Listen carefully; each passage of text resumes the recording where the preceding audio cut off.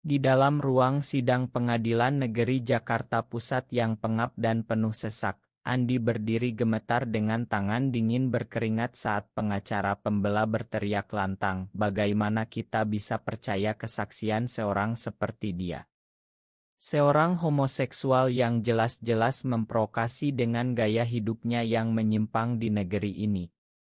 Tawa sinis dan bisikan ejekan langsung memenuhi ruangan seperti gelombang yang menghantam dada Andi, membuatnya merasa telanjang di depan ratusan pasang mata.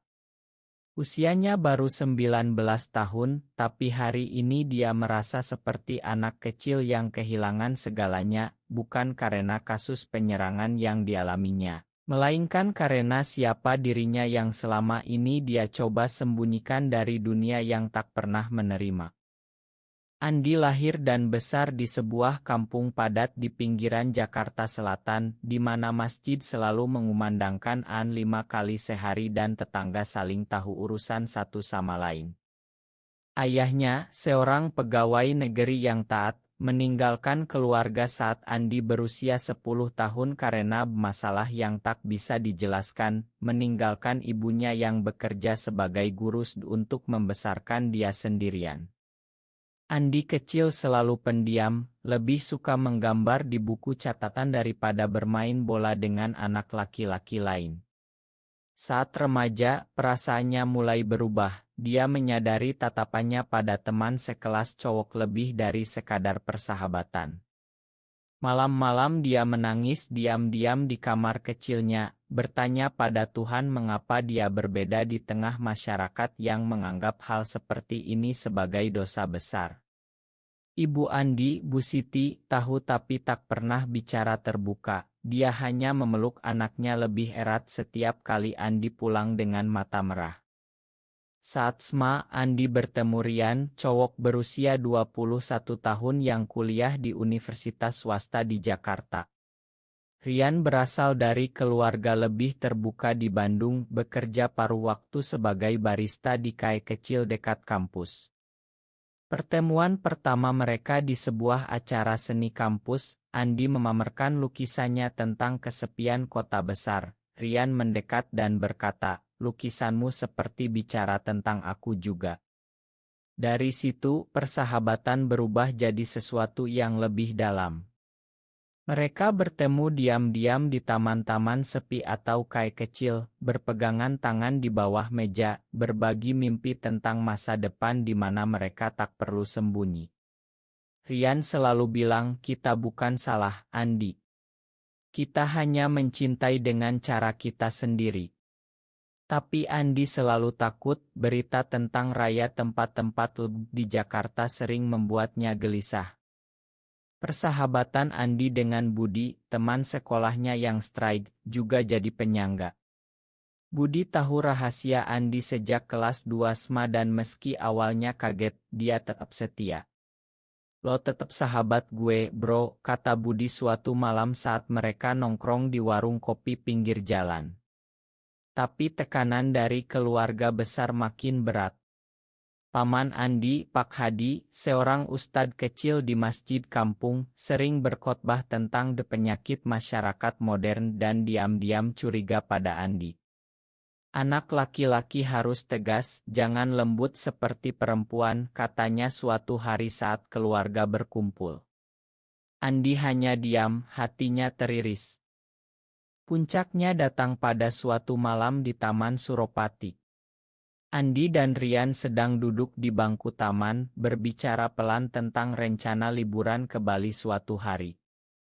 Tiba-tiba sekelompok pemuda mabuk mendekat, memaki-maki mereka karena bermesraan seperti banci. Tinju dan tendangan menghujani Andi. Rian berusaha melindungi tapi ikut terluka. Polisi datang setelah teriakan warga. Tapi bukannya melindungi, mereka justru menatap Andi dengan pandangan jijik. Kasusnya masuk ke pengadilan sebagai penyerangan dengan Andi sebagai saksi kunci.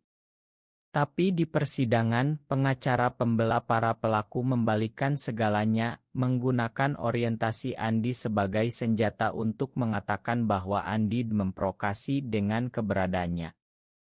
Di dalam ruang sidang Pengadilan Negeri Jakarta Pusat yang pengap dan penuh sesak, Andi berdiri gemetar dengan tangan dingin berkeringat saat pengacara pembela berteriak lantang, "Bagaimana kita bisa percaya kesaksian seorang seperti dia? Seorang homoseksual yang jelas-jelas memprovokasi dengan gaya hidupnya yang menyimpang di negeri ini." Tawa sinis dan bisikan ejekan langsung memenuhi ruangan seperti gelombang yang menghantam dada Andi, membuatnya merasa telanjang di depan ratusan pasang mata. Usianya baru 19 tahun, tapi hari ini dia merasa seperti anak kecil yang kehilangan segalanya, bukan karena kasus penyerangan yang dialaminya, melainkan karena siapa dirinya yang selama ini dia coba sembunyikan dari dunia yang tak pernah menerima. Hakim ketua mengetuk palu meminta ketertiban, tapi kerumunan sudah bergemuruh. Bu Siti, ibunya, duduk di bangku belakang dengan tangan menutup mulut, air mata mengalir tanpa suara. Paman Hadi berdiri di pojok, wajahnya merah padam penuh malu. Andi ingin lari, tapi kakinya seperti terpaku di lantai kayu yang dingin itu. Persidangan ini seharusnya tentang keadilan untuk luka-lukanya, tapi kini menjadi panggung penghakiman atas jiwanya. Andi mengingat malam itu di Taman Suropati dengan jelas. Angin malam sejuk, bau tanah basah setelah hujan, tangan Rian yang hangat memegang tangannya.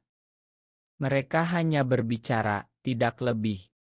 Tapi mata para pemuda mabuk itu melihat segalanya sebagai dosa. "Lihat tuh, dua banci lagi mesraan," teriak salah satu. Tinju pertama mendarat di pipi Andi, rasa sakit menyengat seperti api. Rian berteriak meminta tolong, tapi pukulan berikutnya membuatnya jatuh. Warga sekitar hanya menonton dari jauh, ada yang mengambil video tapi tak ada yang membantu. Polisi datang belakangan, membawa semua ke kantor, dan di sana pertanyaan pertama adalah, "Kalian berdua pacaran ya?" dengan nada menghina. Andi tak menjawab, hanya menunduk. Rian mencoba menjelaskan tapi suaranya tenggelam dalam tawa petugas. Keesokan harinya berita menyebar di kampung. Tetangga berbisik, anak Bu Siti ternyata begitu. Andi tak berani keluar rumah selama seminggu. Budi datang berkunjung diam-diam, membawa makanan dan kata-kata dukungan. "Gue bakal jadi saksi kalau perlu, Di." Longgak sendirian. Tapi di rumah, suasana tegang. Bu Siti memasak tanpa bicara, matanya sering merah. Suatu malam dia memeluk Andi dan berbisik, "Nak, kenapa kamu harus seperti ini? Ibu takut kehilangan kamu." Andi menangis di pelukannya, merasa bersalah karena membuat ibunya menderita.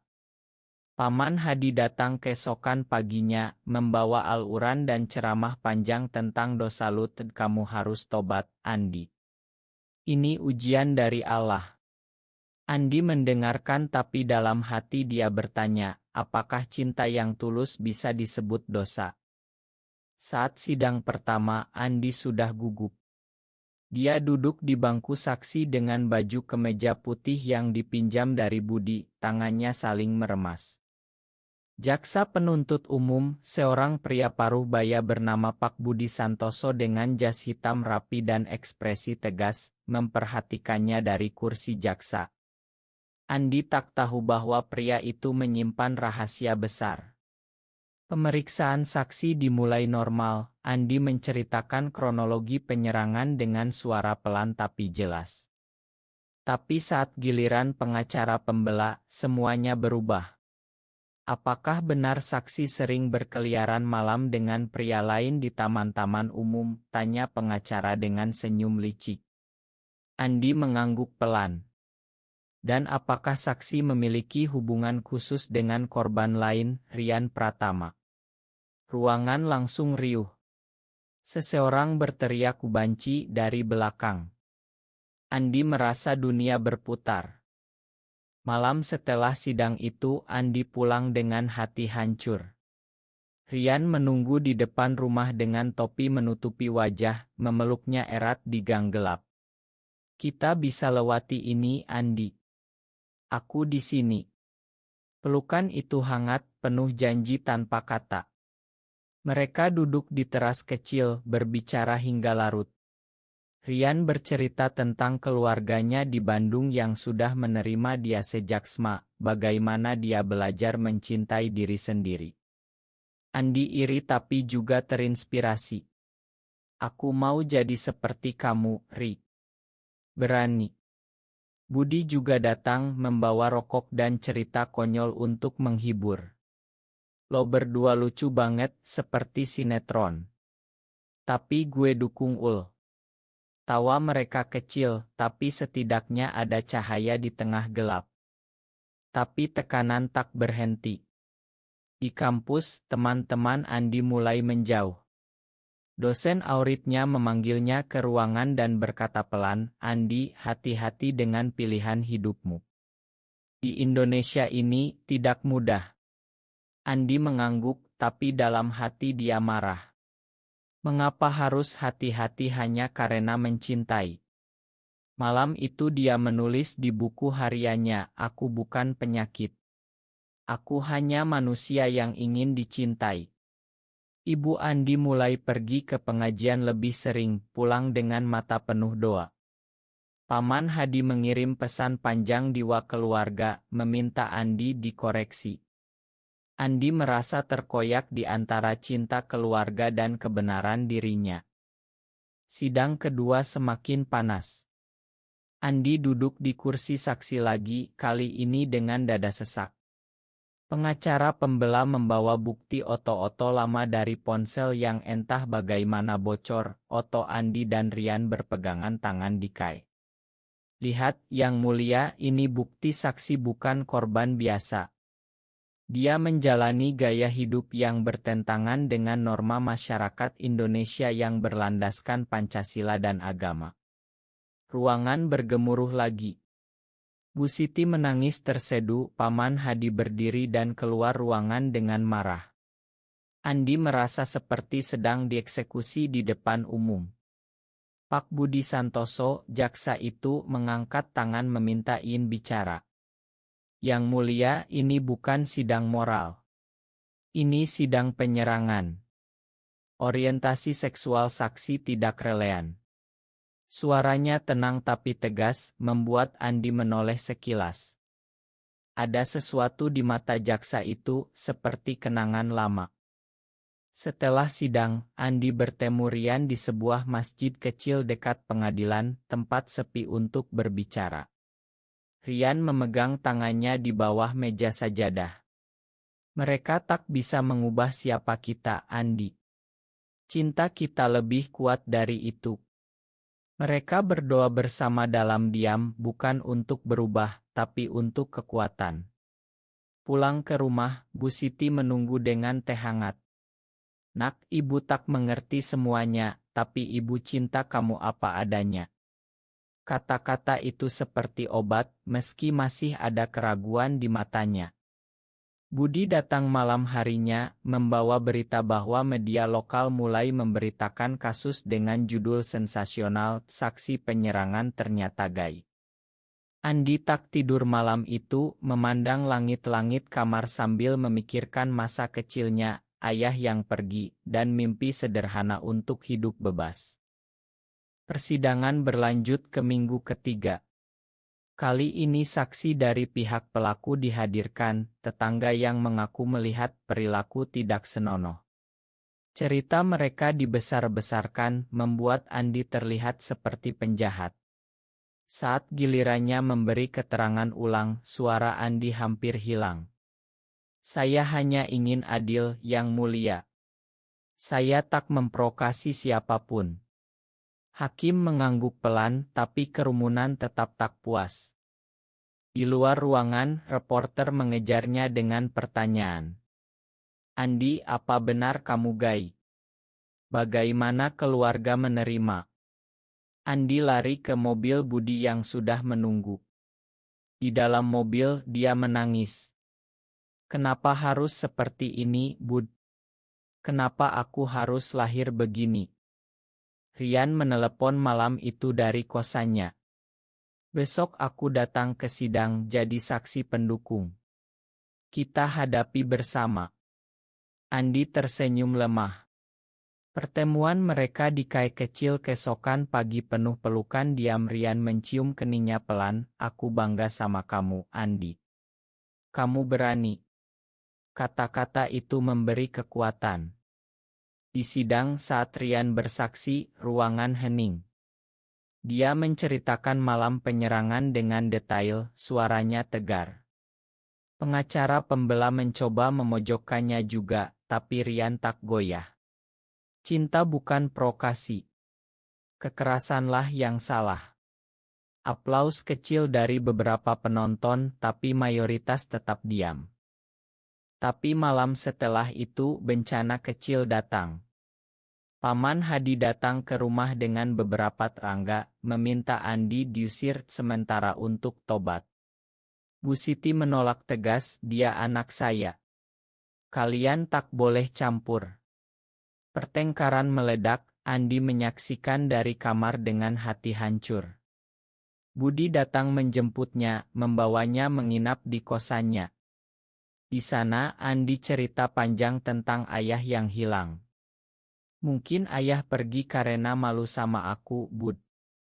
Walaupun waktu itu aku belum tahu siapa diriku. Budi memeluk bahunya, ayah lo bodoh kalau begitu. Lo layak dicinta.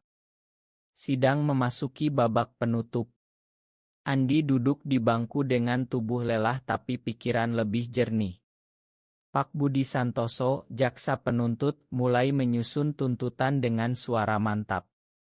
Dia menolak argumen moral pengacara pembela, fokus pada bukti isi luka Andi dan rekaman Citaman. Yang mulia, keadilan bukan tentang siapa saksi, tapi tentang akta kejahatan. Andi merasa ada dukungan tak terduga dari pria itu. Saat istirahat sidang, Pak Budi mendekat ke Andi di koridor. Anak muda, kamu kuat. Teruskan.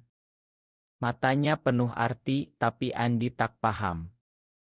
Malam itu, di rumah Bu Siti, Andi dan ibunya duduk di teras. Nak, ibu sudah bicara dengan pamanmu. Mereka mulai mengerti sedikit. Andi memeluk ibunya lama. Rian datang diam-diam, bergabung dengan mereka untuk makan malam sederhana. Tawa kecil muncul pertama kalinya dalam berminggu-minggu. Budi bergabung ia ideucal, bercanda tentang tim pendukung Andi. Tapi di pengadilan esok, badai besar datang. Pengacara pembela memanggil saksi ahli agama yang berkhotbah panjang tentang dosa, menjadikan sidang seperti pengajian. Andi duduk diam, air mata mengalir. Ruangan riuh lagi. Pak Budi berdiri tiba-tiba, suaranya menggelegar. Objection yang mulia. Ini bukan pengadilan agama. Dan pemuda ini adalah anak saya. Ruangan membeku. Andi menoleh, mata membelalak. Pak Budi Santoso, jaksa yang selama ini diam, kini berdiri dengan air mata di mata. Saya ayah kandungnya. Saya meninggalkannya bertahun lalu karena ketakutan saya sendiri. Tapi hari ini, saya tak akan biarkan dia dihina lagi. Dia anakku dan dia layak dapat keadilan. Bisikan menjadi teriakan, hakim mengetuk palu berkali-kali. Bu Siti berdiri, menangis. Andi merasa dunia berhenti berputar. Ayahnya. Jaksa ini ayahnya. Kenangan lama muncul, ayah yang pergi dengan tas hitam, janji ayah kembali sebentar lagi yang tak pernah ditepati. Setelah pengakuan itu, sidang ditunda seminggu. Andi duduk di ruang tunggu pengadilan, tangan gemetar memegang secangkir air. Pak Budi mendekat pelan, duduk di sebelahnya. Makan ayah, Andi. Ayah takut saat itu. Ibu bilang kamu berbeda dan ayah tak siap menghadapi masyarakat.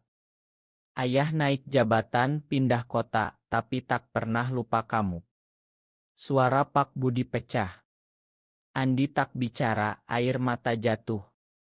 Kenapa baru sekarang, Pak? Tanyanya pelan. Pak Budi memeluknya pelan, pertama kalinya setelah 10 tahun. Karena ayah lihat kamu di sini berjuang sendirian. Ayah malu pada diri sendiri. Berita menyebar cepat. Media ramai, jaksa ungkap Putra Gai di sidang. Di kampung, tetangga berubah sikap, ada yang mendukung, ada yang tetap menjauh. Paman Hadi datang ke rumah, duduk diam lama sebelum berkata, mungkin saya terlalu keras. Makan Paman. Bu Siti tersenyum lemah. Rian datang ke rumah secara terbuka kali ini, duduk bersama keluarga. Terima kasih sudah menerima Andi, katanya pada Bu Siti. Malam itu, Andi dan Rian berjalan di pinggir jalan kampung, tangan bersentuhan diam-diam, kita menang setengah jalan, bisik Andi. Rian tersenyum dan kita akan menang sepenuhnya. Budi menjadi pahlawan kecil, membela Andi di media sosial dengan postingan panjang tentang persahabatan dan penerimaan. Teman kampus mulai kembali mendekat, beberapa bahkan minta maaf. Andi mulai melukis lagi, kanas besar tentang Pelangi di bawah hujan Jakarta. Pak Budi datang ke rumah hampir setiap malam, membawa makanan atau hanya duduk bicara. Ayah bangga sama kamu, nak. Kamu lebih kuat dari ayah. Andi belajar memakan, meski luka lama masih ada. Di kampus, dia bergabung dengan kelompok kecil mahasiswa yang membahas hak asasi, suaranya pelan tapi semakin tegar. Sidang dilanjutkan dengan suasana berbeda. Jaksa Pak Budi kini berbicara dengan api baru, menuntut hukuman maksimal bagi pelaku. Hakim memutuskan para pelaku bersalah, hukuman penjara dan denda. Ruangan bertepuk tangan, kali ini untuk keadilan. Andi berdiri, kepala tegak. Di luar, reporter menunggu, tapi kali ini dia bicara. Saya bukan korban lagi. Saya anak yang diterima ayahnya, dan itu cukup untuk mulai baru. Pak Budi berdiri di sampingnya, tangan di bahu Andi. Bu Siti, Rian, Budi, dan bahkan Paman Hadi ikut oto bersama. Hari-hari berikutnya penuh perubahan. Andi pindah ke apartemen kecil dekat kampus, dibantu Pak Budi. Rian sering menginap, memasak makan malam sederhana, berbicara tentang masa depan. Kita bisa buka kai kecil suatu hari, di tempat aman untuk orang seperti kita. Andi tertawa, pelukan mereka semakin hangat, penuh harapan. Budi datang berkunjung sering, membawa game lama untuk menghibur. Lo berdua sekarang seperti kakak beradik gue. Keluarga besar mulai mengundang Andi ke acara, meski masih canggung tapi ada usaha. Andi kembali ke kampung untuk sholat Jumat bersama ayah dan ibu. Di masjid beberapa orang menatap, tapi Pak Budi berdiri tegar di sampingnya. Anakku ini baik, katanya keras pada siapa saja yang berbisik. Paman Hadi mulai mengajak Andi bicara agama dengan cara lebih lembut, Allah sayang semua ciptaannya. Andi tersenyum, merasa beban ringan. Lukisannya mulai dipamerkan di galeri kecil kampus, tema tentang identitas dan cinta. Rian berdiri di depan lukisan, mata berbinar. Ini kita, Andi. Beberapa bulan kemudian, Andi duduk di pantai Bali bersama Rian, angin laut menyapa wajah mereka. Mereka berlibur pertama kali secara terbuka, tangan saling genggam di pasir. Terima kasih sudah bertahan, bisik Andi. Rian mencium pipinya pelan. Kita bertahan bersama. Pak Budi menelepon, suaranya bahagia. Ayah kirim tiket untuk liburan keluarga nanti. Ibu juga ikut. Andi tersenyum melihat matahari terbenam. Budi kirim foto grup chat keluarga baru dengan caption tim Andi Orer. Kehidupan tak sempurna, tapi Andi kini berjalan dengan kepala tegak. Dia kuliah sambil bekerja paruh waktu di galeri seni, bicara terbuka tentang pengalamannya di Orum kecil. Masyarakat lambat berubah, tapi dia tak lagi takut. Rian lulus kuliah, mereka rencanakan masa depan bersama. Pak Budi pensiun dini untuk lebih dekat dengan anaknya. Bu Siti tersenyum lebih sering, Paman Hadi mengirim doa setiap minggu. Andi memandang cermin, melihat pria yang tumbuh, bukan lagi remaja ketakutan. Apakah penerimaan seorang ayah yang pernah meninggalkan bisa benar-benar menyembuhkan luka identitas seorang anak gay di tengah masyarakat Indonesia yang masih konservatif? Benar atau salah?